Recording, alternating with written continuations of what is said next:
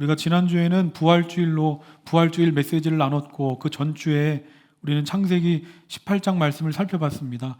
창세기 18장 말씀은 소돔성의 죄악이 심하여 하나님께서 그 땅을 심판하시려고 합니다. 그때 아브라함이 하나님께 말합니다. 죄인을 심판하는 건 맞습니다. 그런데 그 죄인 심판하시려고 그 성에 살고 있는 의인까지 심판받는 게 마땅합니까?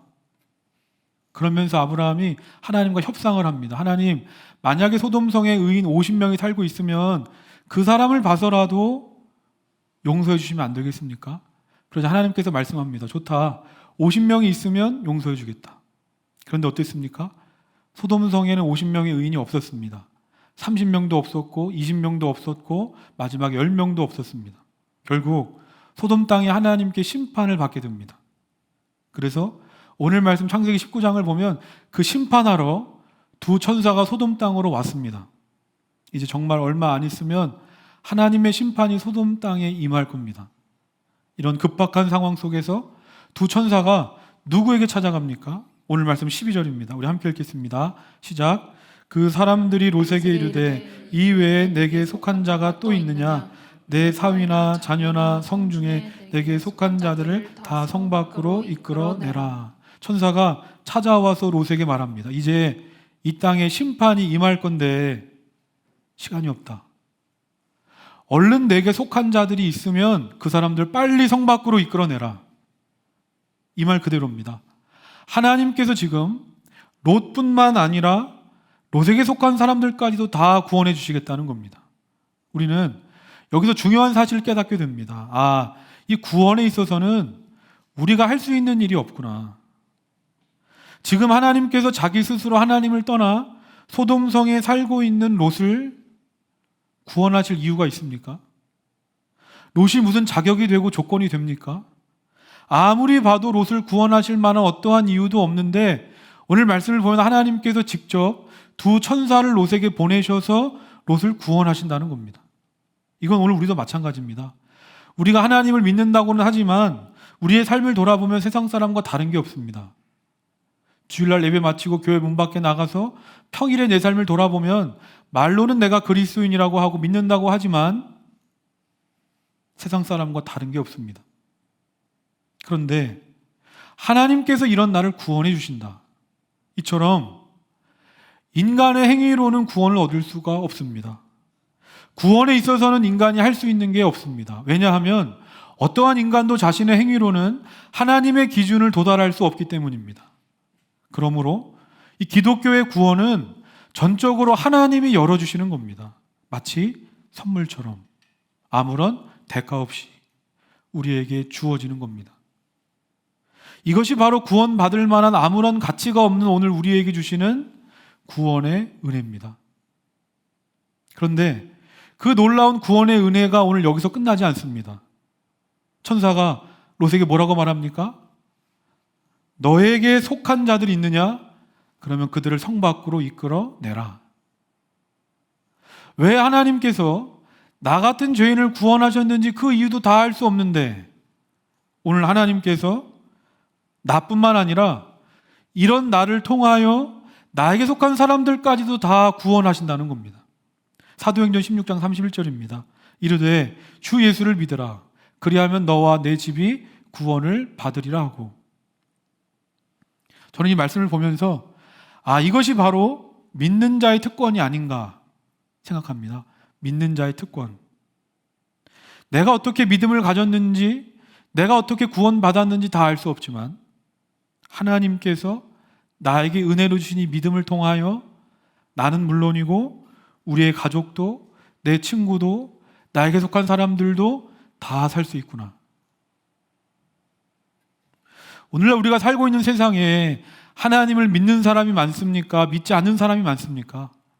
믿지 않는 사람이 많습니다. 그런데 그 사람들과 나는 별반 다름없는 인생인데 하나님이 나를 그 많은 사람 중에 택하셔서 구원하셨다. 하지만 오늘 우리가 이 말씀을 보면서 결코 놓치지 말아야 할 것이 있습니다. 그것은 하나님께서 왜 무엇 때문에 나를 구원하셨는지 그 이유는 내가 알 수 없지만 하나님께서 나를 구원하신 목적이 있다는 겁니다. 구원의 이유는 내가 다 알 수 없지만 하나님의 나를 구원하신 목적이 있다. 2017년 10월 1일 미국 라스베이거스에서 공연 중에 한 괴한이 총기를 난사해서 50여 명의 사람이 죽고 다치는 사건이 일어났습니다. CNN 뉴스에서 현장에 있던 한 남성이 충격을 억누르지 못하고 벌벌 떨면서 인터뷰했습니다. 공연을 즐기며 서 있었는데 총소리와 함께 바로 옆 사람이 총에 맞아 죽은 겁니다. 순식간에 벌어진 그 참담한 사건에 대해서 그는 눈물을 흘리며 이렇게 말했습니다. 나는 평생 나에게 질문해야겠습니다. 도대체 왜 그녀는 죽었고 왜 나는 살았는지. 이해할 수 없는 질문을 나는 평생 하며 살 것 같습니다. 마찬가지입니다. 죄로 인해서 아무런 소망 없이 그저 죽을 날만을 기다리며 어두운 세상을 살아가던 우리가 구원받아 새 생명을 얻었습니다. 그러면 왜 하나님은 나를 구원하셨는가?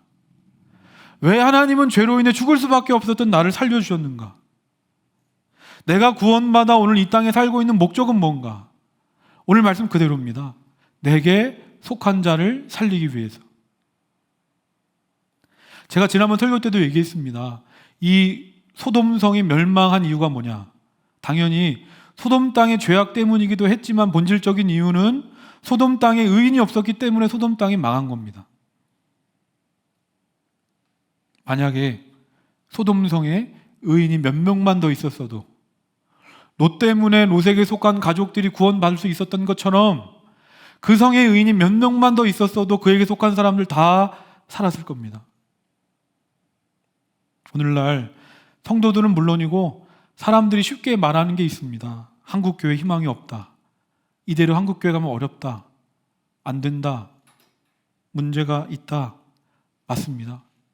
한국교회가 어렵고 힘든 건 맞습니다. 하지만 저는 그 말이 100% 맞는 말이라고 생각하지 않습니다. 왜냐하면 시대나 상황이나 다른 것 탓할 것 없이 내가 정말 의인으로 살면, 내가 정말 제대로 된 그리스도인으로 살면 하나님은 나 한 사람을 봐서라도, 아니 나 한 사람 때문에 하나님은 그곳을 멸망시키지 않으시고 그곳을 구원해 주시는 하나님이시기 때문입니다.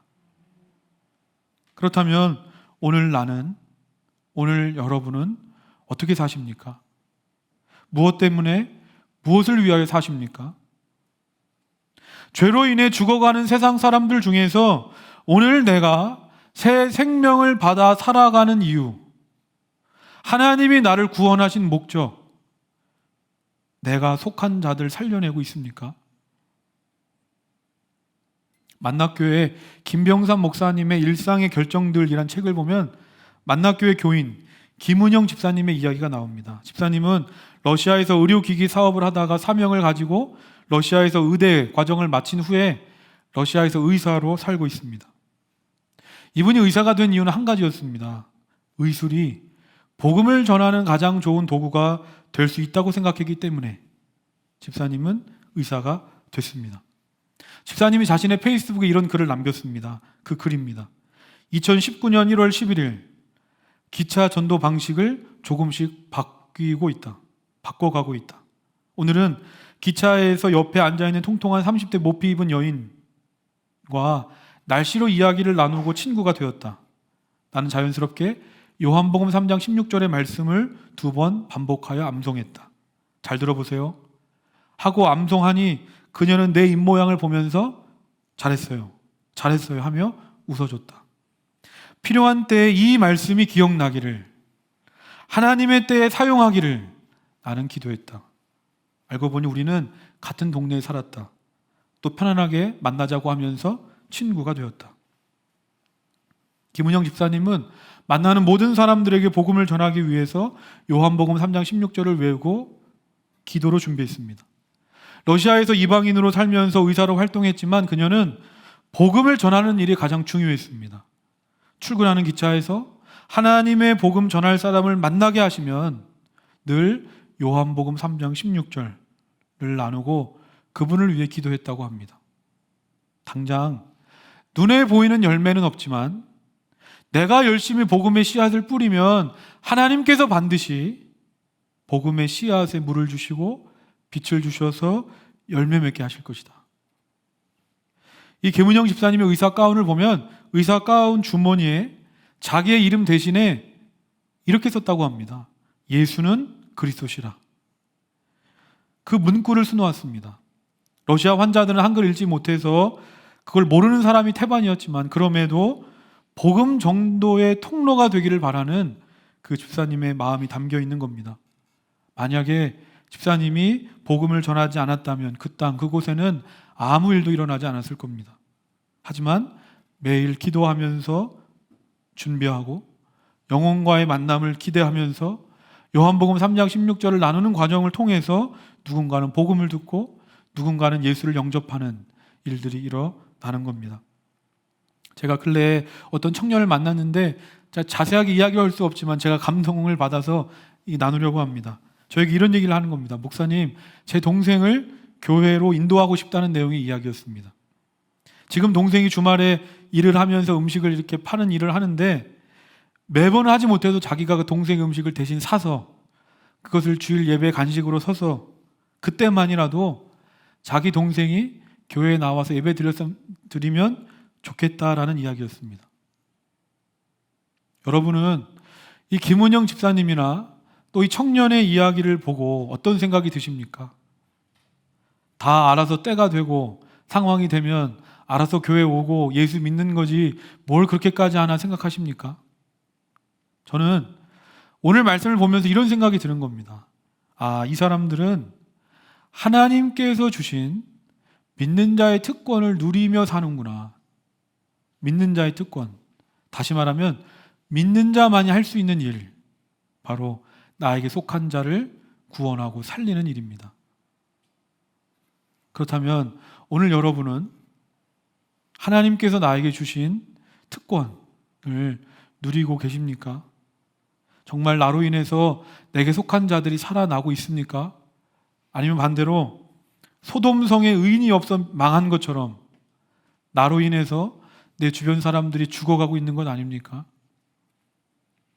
만약 나에게 믿음이 없었다면 소돔성과 같이 죄악이 가득한 이 세상에서 내가 만나는 사람들, 나의 가족들이 어찌 복음을 알고 어찌 하나님을 만나서 구원받을 수 있겠습니까? 어찌 그들이 죽음에서 생명으로 다시 살아날 수 있었겠습니까? 그러니까 이 복음을 전한다는 건 결코 나에게 부담이 아닙니다. 결코 나에게 짐이 아니라 나를 피곤하게 하는 게 아니라 복음을 전한다는 건 오직 믿음을 가진 자만이 할 수 있는 특권이고 하나님이 오늘 우리를 부르신 목적인 겁니다. 이어서 오늘 말씀 14절 함께 읽겠습니다. 14절입니다. 시작. 딸들과 결혼할 사위들에게 말하여 이르기를 여호와께서 이 성을 멸하실 터이니 너희는 일어나 이곳에서 떠나라 하되 그의 사위들은 농담으로 여겼더라. 롯이 천사의 말을 듣고 급하게 자기의 딸들과 사위들에게 말합니다. 이제 이 땅에 심판이 임할 거다. 그러니까 빨리 이 성을 나가자. 두렵고 떨리는 마음으로 롯이 이야기했을 겁니다. 그런데 이 사위들의 반응이 어떻습니까? 장인의 말을 들은 사위의 반응 14절 말씀 보면 사위들이 농담으로 여겼더라. 농담으로 여겼더라. 롯의 말을 우습게 여긴 겁니다. 그러면 지금 롯이 장난으로 우습게 이야기했겠습니까? 아닙니다. 지금 롯은 진지하게 얘기했을 겁니다.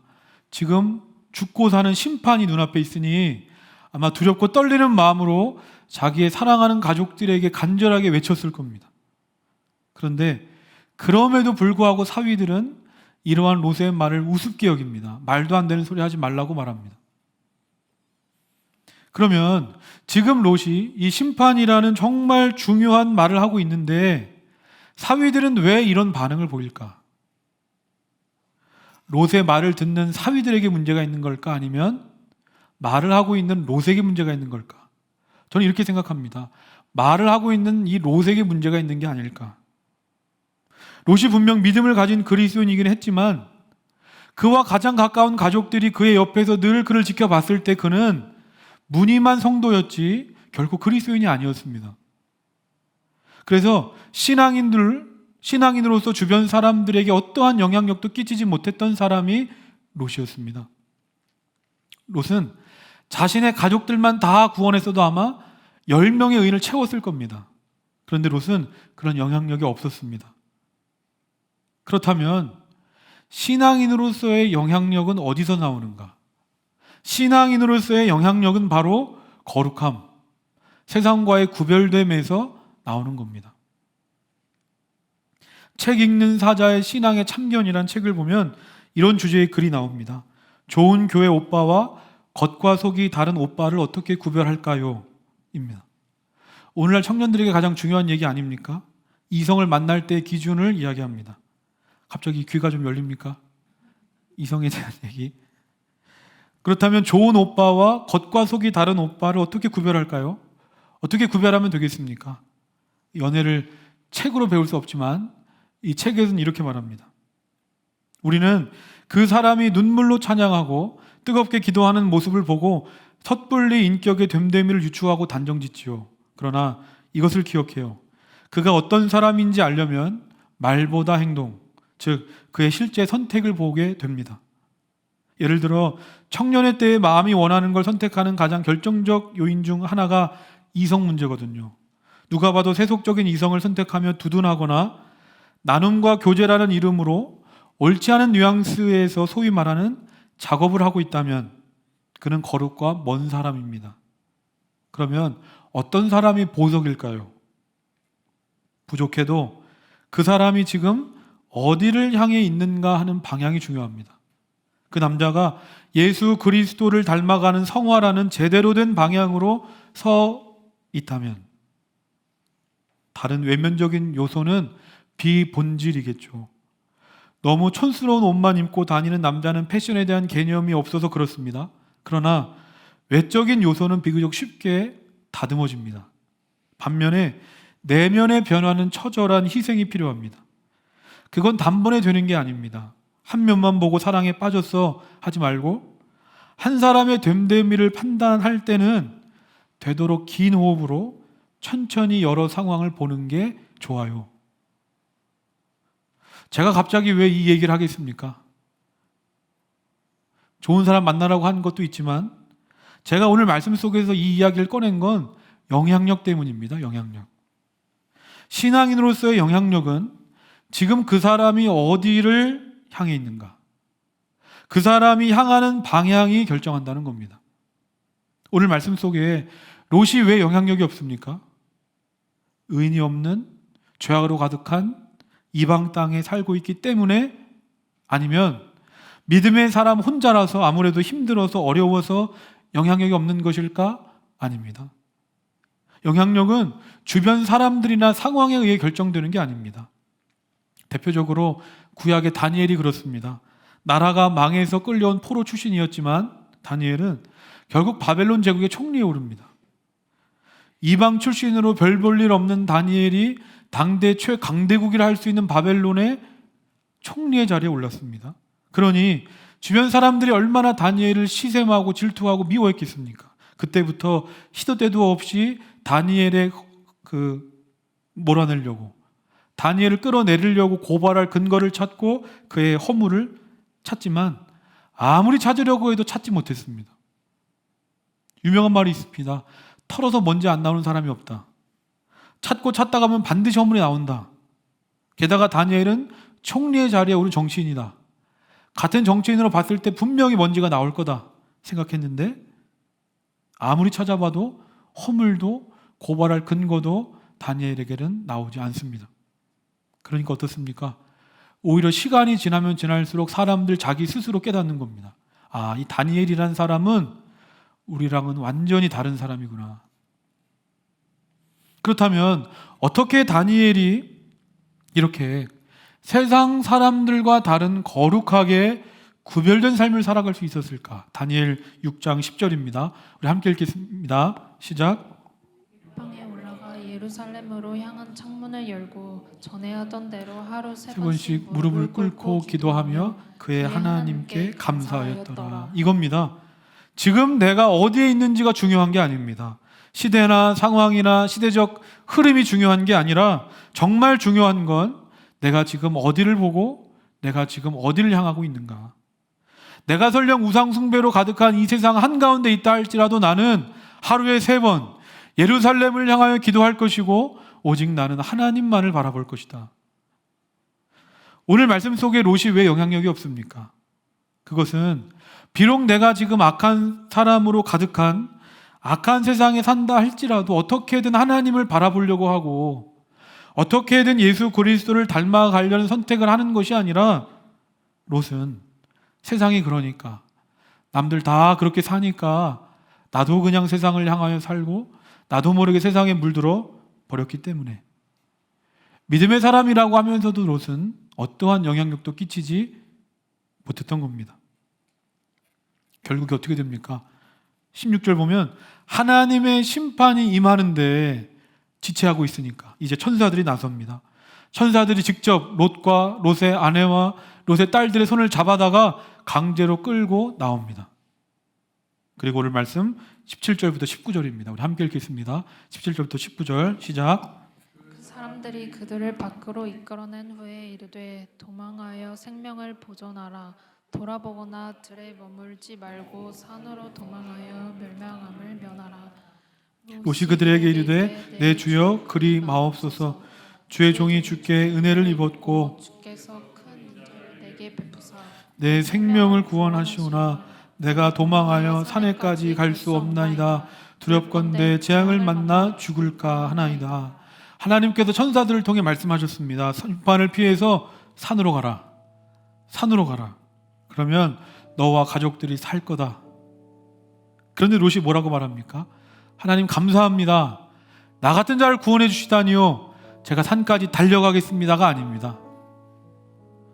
소돔성에 나와 도망쳐서 한번 보니까 아무리 봐도 하나님께서 말씀한 저 산까지 가기 너무 힘들어 보입니다. 게다가 하나님이 말씀하신 산에 가는 것보다 내가 봤을 때는 내 앞에 있는 성이 더 안전해 보입니다. 그래서 롯이 말합니다. 하나님 아무리 봐도 나는 산까지는 못 가겠습니다. 그러니 20절 보면 산에 가기 전에 있는 성에 가면 안 되겠습니까? 아무리 봐도 롯이 좀 너무한 거 아닙니까? 심판을 피해서 구원받는데 롯이 한 게 뭐가 있습니까? 롯은 아무것도 안 했습니다. 여기까지 오는데 하나님이 다 하셨습니다. 그런데 롯이 뭐라고 말합니까?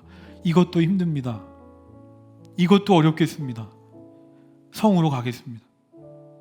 그러면 성경은 왜 이런 거 기록할까? 그냥 빼고 롯이 하나님의 은혜로 심판받아 피했다라고 그냥 기록을 끝내도 되는데 왜 성경은 이걸 기록했을까? 그 이유가 뭐겠습니까? 이러한 롯의 모습이 오늘 내 모습이기 때문입니다. 마지막까지 정말 좋게 보려고 해도 내 안에 좋은 게 없습니다. 도저히 롯 안에는 하나님께 구원받을 만한 조금의 어떠한 이유도 어떠한 근거도 없습니다.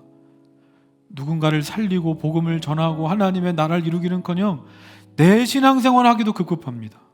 그런데 하나님은 이런 사람까지 끝까지 사랑하셔서 구원의 은혜를 주십니다. 말씀을 정리하면서 이렇게 형편없는 롯이 어떻게 구원받을 수 있었을까? 그 이유가 무엇 때문입니까? 오늘 말씀의 앞장 창세기 18장에 나오는 아브라함의 기도 때문입니다. 아브라함의 기도, 롯을 살려달라는 아브라함의 기도였습니다. 롯이 의로워서 구원받은 게 아닙니다. 믿음의 사람 아브라함을 보시고 하나님께서 아브라함에게 속한 롯을 살려주신 겁니다. 그러므로 오늘 우리는 기도해야 합니다. 아브라함처럼 나를 위한 기도를 넘어서 이제는 나에게 속한 사람들을 위해 기도해야 됩니다. 코로나 이후로 갈수록 한국교회는 어렵고 힘든 상황 속에 놓여 있습니다. 하지만 저는 이때가 바로 우리 믿음의 사람들이 세상을 향하여 더 힘써 기도해야 할 때인 줄로 믿습니다. 왜냐하면 죄로 가득한 소돔성의 의인 10명이 없어서 망했던 것처럼 오늘날 세상에도 사람은 이렇게 많으나 이 세상을 위하여 기도할 사람이 없기 때문입니다. 다른 사람을 위해 기도할 수 있는 것, 다른 사람에게 복음을 전할 수 있는 것, 이것은 믿음을 가진 사람만의 특권입니다. 지금은 우리 믿는 자들이 이 특권을 발휘해야 할 때입니다. 멈추지 말고 더 적극적으로 나에게 속한 사람들을 향하여 달려갑시다. 시대가 어떠하든 상황이 어떠하든 하나님을 향하여 내 삶의 방향을 정하고 그 방향을 향하여 나아갑시다. 이전보다 더 열심히 더 힘차게 신앙생활합시다. 왜냐하면 예수 그리스도의 십자가 복음만이 나를 살리고 예수 그리스도의 십자가 복음만이 나에게 속한 사람들을 살릴 수 있기 때문입니다. 새롭게 펼쳐지는 한 주에도 이 믿음을 가지고 나에게 속한 사람들을 향하여 믿음의 눈을 들어 하나님 앞에 기도하는 우리 모두가 되기를 주님의 이름으로 소망합니다. 오늘 말씀을 기억하면서 우리 함께 찬양하겠습니다.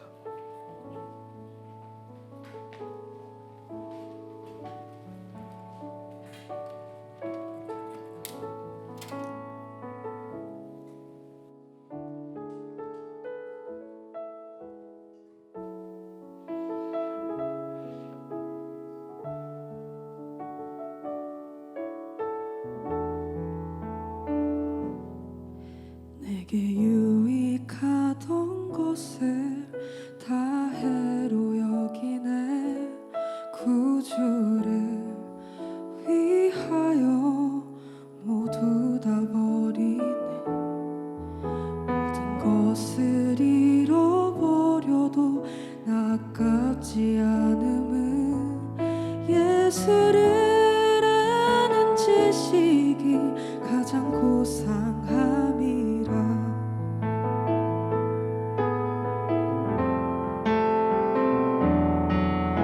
육체를 신뢰하지 않고 겸손한 마음으로 부활의 능력과 고난에 참여하며 그의 죽으심을 본받아 그리스도를 얻고 예수의 안에서 발견되려 함이라.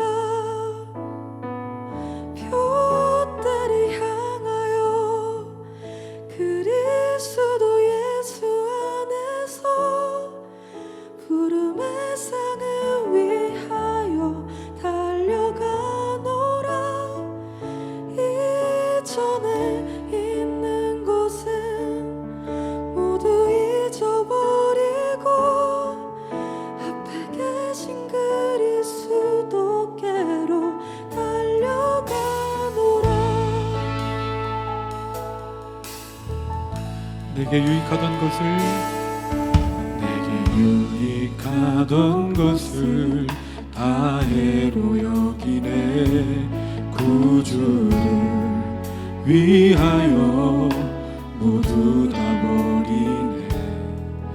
모든 것을 잃어버려도 아깝지 않음은 예수를 아는 지식이 가장 고상함이라.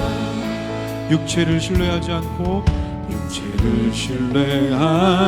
않고 겸손한 마음으로 부활의 능력과 고난에 참여하며 그의 죽으심을 본받아 그리스도를 얻고 예수의 안에서 발견되려 함이라. 표대를 향하여 그리스도 예수 안에서 부름의 상을 위하여 달려가노라.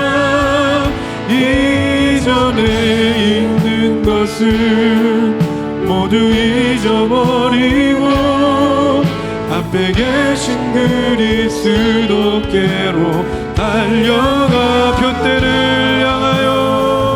표대를 향하여 그리스도 예수 안에서 부름의 상을 위하여 달려가노라.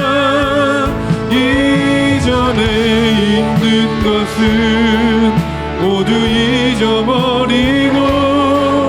앞에 계신 그리스도께로 달려가. 율법에서 난 것이 아니요 율법에서 난 것이 아니요 오직 그리스도를 믿는 믿음으로 난 것이라.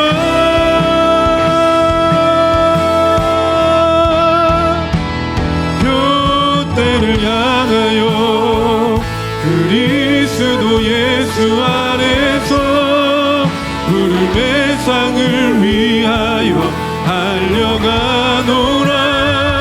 이전에 있는 것은 모두 잊어버리고 앞에 계신 그리스도께로 달려가. 표대를 향하여 표대를 향하여 그리스도 예수 안에서 부름의 상을 위하여 달려가노라. 이전에 있는 것은 모두 잊어버리고 앞에 계신 그리스도께로 달려가노라. 이전에 있는 것은 모두 잊어버리고 앞에 계신 그리스도께로 달려가노라. 우리 시간에 함께 기도하기를 원합니다. 하나님께서는 창세기 말씀을 통하여 아브라함을 통하여 계속해서 우리에게 말씀합니다. 너는 무엇을 위해 사느냐? 믿음을 가진 자로 믿은 자답게 살고 있느냐? 그저 세상 사람들처럼 무엇을 먹을까 마실까로 살지 말고 믿음의 사람답게 하나님의 나라와 의를 위하여 너에게 속한 자들을 살려내는 자로 살아라. 그것이 바로 하나님께서 나를 부르신 부름의 상을 향하여 달려가는 것이다 말씀합니다. 그 길이 아무리 힘들고 어려워도 하나님이 부르신 대로 그 구원의 놀라운 목적, 믿음의 특권을 누리며 사는 자들, 오직 믿음의 표대를 향하여 달려가는 자가 되게 해 주옵소서. 우리 다 같이 주님 이름 한번 부르고 합심하여 기도하겠습니다. 주여, 하나님 아버지, 하나님께서는 계속해서 말씀으로 우리에게 말씀합니다. 너는 무엇을 위해 사느냐? 믿음을 가진 자답게 하나님의 구원의 은혜를 받은 자답게 하나님의 속한 자들을 살리는 자로 살아라. 하나님, 그것이 하나님이 우리를 부르신 목적이고 우리가 부름의 상을 향하여 달려가는 우리의 삶의 길인 줄로 믿습니다. 하나님 아버지, 그 길이 아무리 힘들고 어려워도 하나님이 부르신 대로 구원의 놀라운 목적을 따라 우리가 믿음의 특권을 누리며 살아가는 자들이 되기를 원합니다. 주여, 우리가 표대를 향하여 달려갑니다. 그리스도 예수 안에서 아무런 이유와 조건이 없는 나를 위하여 롯과 같은 나에게 주신 자가 은혜를 기억하며 그 부름의 상을 향하여 우리가 달려가기를 원합니다. 주여, 내가 이전에는 이 은혜를 알기 전에는 그저 이전에 내 삶의 모습대로 살아왔다면 주여, 이제는 이 은혜를 아는 자답게, 이 구원의 은혜를 아는 자답게 이전의 모든 것들은 다 잊어버리고 앞에 계신 그리스도를 향하여 믿음의 표대를 향하여 달려가는 자들이 되게 하여 주시옵소서. 지금까지는 나의 공의 영화와 세상적인 성공과 물질과 내 삶의 안녕과 평화와 부유함을 위해 살았다면 주여, 지금까지 나를 유익하던 그 모든 것들을 다 배설물로 여기고 정말 내 삶의 유일한 이유와 내 삶의 유일한 가치와 목적이 되시는 내게 속한 자들을 향하여 나아가는 자들이 되게 하여 주시옵소서. 하나님이 나를 부르신 목적을 따라 살기를 원합니다. 주여, 내가 무엇을 위해 살아가야 하는지 방황하는 이 시대 속에, 소돔과 같이 의인이 없어서 망해가는 시대 속에 하나님이 나로 하여금 나를 통하여 내 속한 사람들을 살리시고 이 어두운 세상을 살리실 줄로 믿습니다. 세상을 탓하고 아버지 환경을 탓하는 것이 아니라 내가 하나님을 바라보고 내가 하나님을 향하여 내 시선을 정하면 믿음의 사람 다니엘이 바벨론의 상황 속에서도 놀라운 영향력을 가지고 하나님의 뜻을 영광을 이뤄냈던 것처럼 주여, 우리가 믿음을 가진 자답게 거룩한 다른 구별됨으로 살아 이 세상 속에 영향력을 끼치며 나에게 속한 자들을 살려내고 지금도 하나님을 알지 못해 방황하는 수많은 영혼들, 아버지, 내 친구들, 내 직장의 동료들, 내 삶의 모든 사람들을 향하여 기도하는 자들이 되도록 주여 아버지, 이것이 정말 예수 그리스도를 믿는 자, 하나님의 뜻을 알고 그 뜻을 이루며 살아가는 자들이 되기를 원하오니 주여 오늘 생명의 물결로 부르셔서 이 일들을 감당하는 우리 교회가 되도록 주여 하나님 나로 하여금 나 때문에 이 세상이 구원받고 이 세상에 살아나는 놀라운 역사를 이루어가는 우리 모두가 되도록 하나님 아버지 함께 하시고 인도하여 주시옵소서.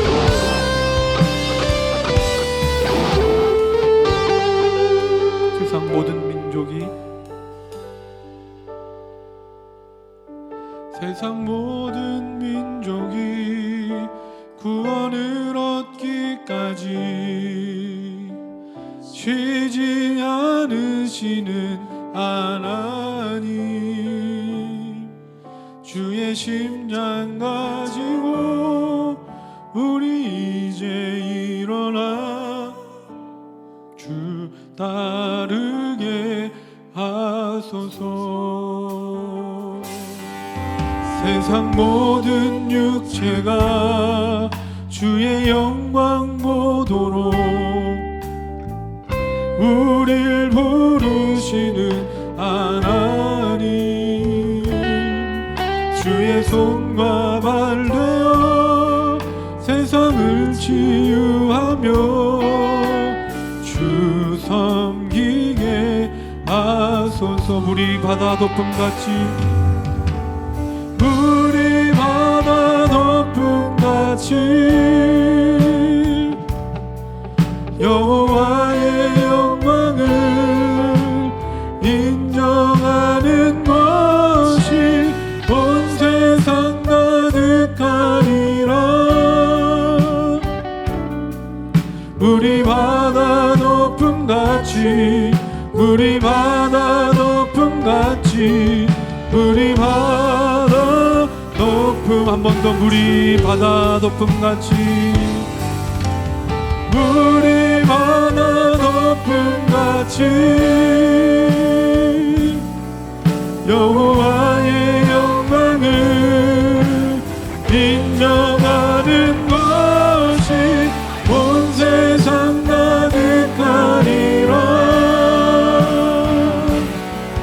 물이 바다 덮음같이 물이 바다 덮음같이 물이 바다 덮음같이.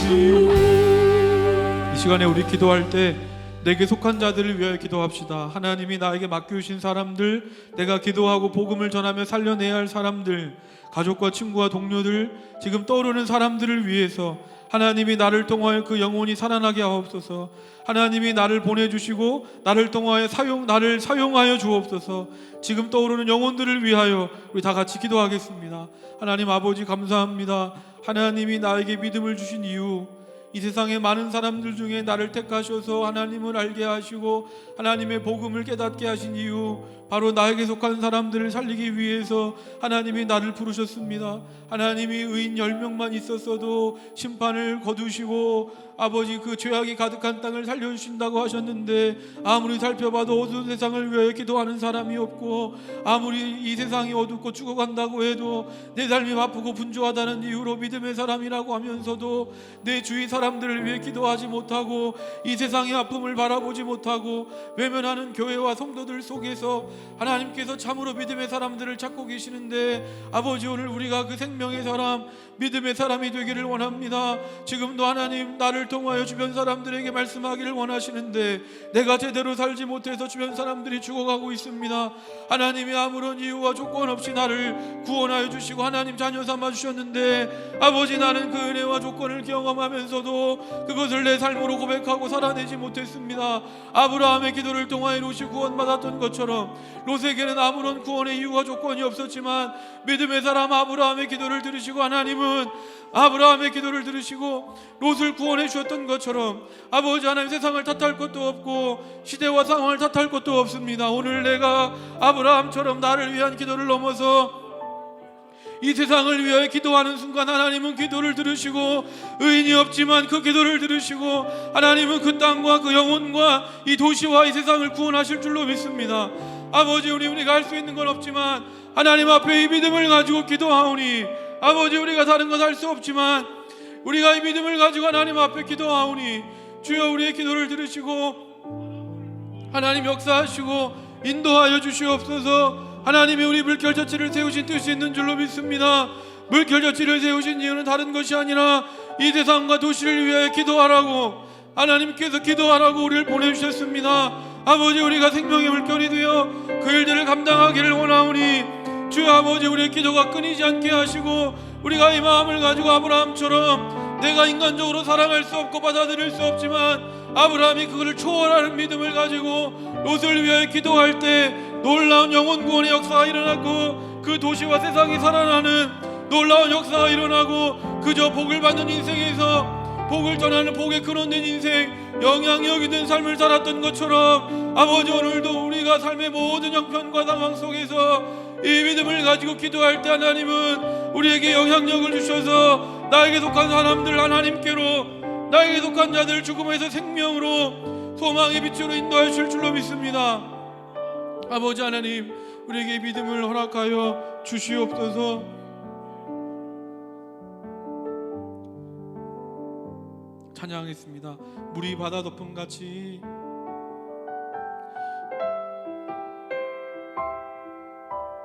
물이 바다 덮음같이 여호와의 영광을 인정하는 것이 온 세상 가득하리라. 물이 바다 덮음같이, 물이 바다 덮음같이, 물이 바다 덮음같이. 아멘. 하나님께서 우리의 기도를 받으신 줄로 믿습니다. 우리 마지막으로 일어나서 그 주님을 찬양하겠습니다.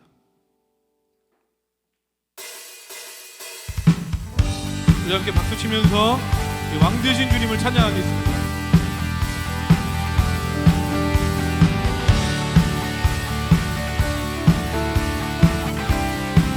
왕 되신 주께 감사하세, 왕 되신 주께 감사하세. 그 사랑 영원하리라.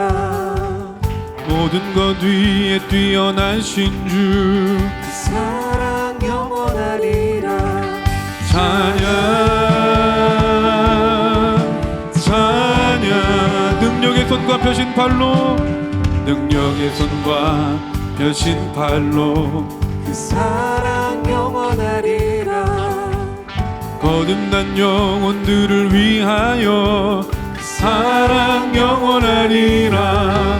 찬양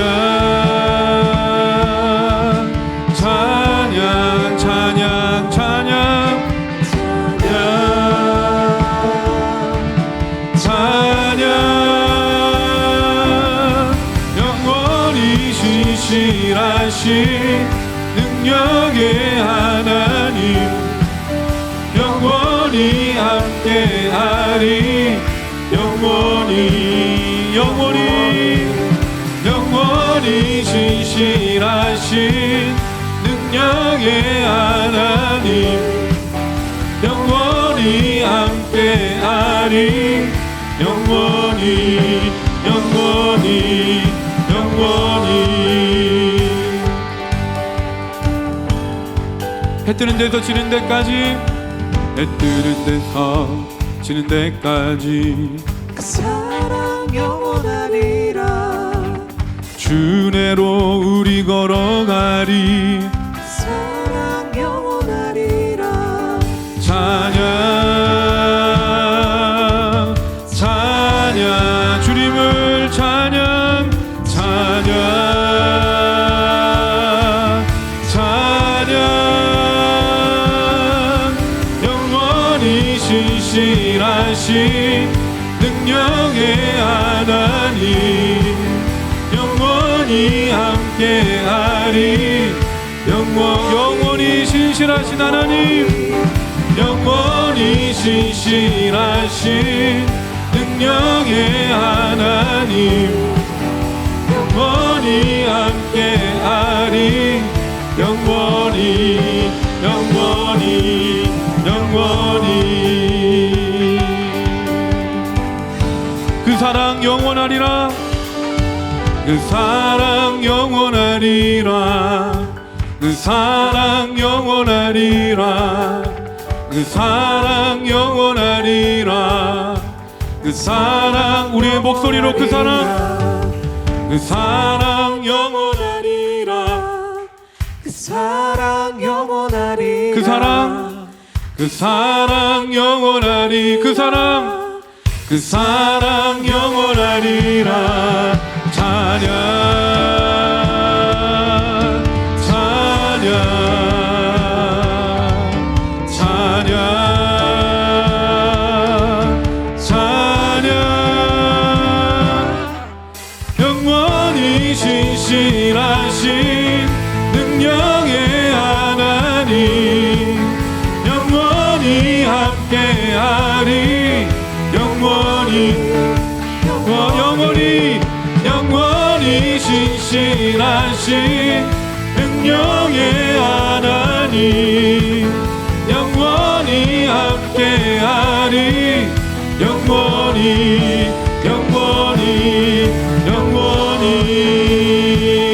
영원히 신실하신 하나님, 영원히 흔들림 없는 주님의 사랑, 그 주님의 사랑과 은혜, 우리가 드릴 수 있는 최고의 찬양으로 감사와 영광의 박수를 드리겠습니다.